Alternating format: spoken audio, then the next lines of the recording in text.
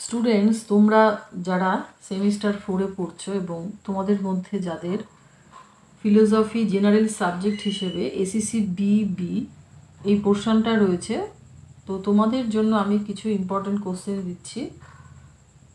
তোমাদের এই পোর্শনে রয়েছে ভ্যালু এডুকেশন, 15 মার্কসের যে কোশ্চেনগুলি রয়েছে। নাম্বার 1-এ রয়েছে শান্তির সংজ্ঞা দাও, শান্তি শিক্ষার প্রকৃতি ও পরিধি আলোচনা করো।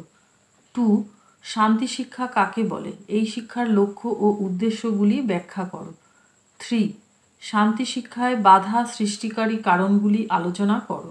4, জাতীয় ও আন্তর্জাতিক ক্ষেত্রে শান্তি শিক্ষার গুরুত্ব আলোচনা করো। 5, মূল্যবোধ শিক্ষা কাকে বলে, এই শিক্ষার স্বরূপ, পরিধি ও উদ্দেশ্যগুলি ব্যাখ্যা করো। 6, মূল্যবোধ শিক্ষার বিভিন্ন প্রকারগুলি কি কি, উদাহরণ সহ ব্যাখ্যা করো। 7, মূল্যবোধের ধারণাকে নৈতিক, সামাজিক ও সাংস্কৃতিক দিক থেকে ব্যাখ্যা করো। 8, মূল্যবোধ শিক্ষার উৎস ও বৈশিষ্ট্যগুলি আলোচনা করো। 9, মূল্যবোধের সংকটের কারণগুলি কি, আলোচনা করো। নাম্বার 10, মূল্যবোধের আত্মীকরণে পিতামাতার ভূমিকা ব্যাখ্যা করো। 11, বর্তমান দিনের পরিপ্রেক্ষিতে শান্তি শিক্ষার ভূমিকা কতটা প্রাসঙ্গিক বলে মনে হয়, যুক্তিসহ ব্যাখ্যা করো। 12, মূল্যবোধ শিক্ষার অর্থ কী, দর্শনকে কি মূল্যবোধের উৎসরূপে স্বীকার করা যায়, উত্তরের সপক্ষে যুক্তি দাও।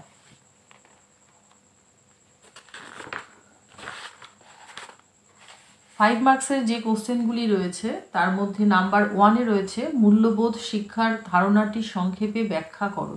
2, শান্তি শিক্ষার প্রকারগুলি কি কি, সংক্ষেপে আলোচনা করো। 3, অভ্যন্তরীণ মূল্যবোধ ও ব্যক্ত মূল্যবোধের মধ্যে পার্থক্য কি। 4, পাঠ্যক্রমের অন্তর্ভুক্ত বিভিন্ন বিষয় কি মূল্যবোধ গঠনে সাহায্য করতে পারে, উত্তরের সপক্ষে যুক্তি দাও।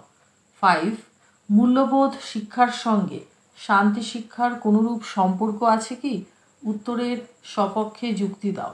6, নৈতিক মূল্যবোধ বলতে কি বোঝায়, আলোচনা করো। 7, জাতীয় মূল্যবোধের অর্থ কি।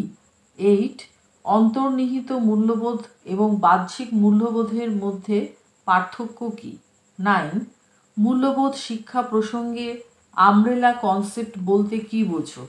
নাম্বার 10, ভারতীয় সংবিধানে লিখিত প্রধান কয়েকটি মূল্যবোধের নাম উল্লেখ করো। মূল্যবোধ শিক্ষার অন্তত 2টি উদ্দেশ্য ব্যাখ্যা করো। 11, শান্তি শিক্ষা ও মূল্যবোধের শিক্ষা এই দুটির সঙ্গে দর্শনের কিরূপ যোগাযোগ আছে। 12, মূল্যবোধের কতগুলি উৎসের নাম লেখো এবং তার মধ্যে যে কোনো একটির উল্লেখ করে দেখাও সেটি কিভাবে মূল্যবোধ গঠনে সাহায্য করে। 13, মানবাধিকার কাকে বলে, মানবাধিকার শিক্ষার কয়েকটি উদ্দেশ্য লেখো। 14, শান্তি শিক্ষার বৈশিষ্ট্য কী। 15, ইতিবাচক শান্তি ও নেতিবাচক শান্তি কাকে বলে। মোটামুটি এই কটা কোশ্চেন তোমরা ফলো করো, আশা করি তোমরা এখান থেকেই সব কোশ্চেন কমন পেয়ে যাবে।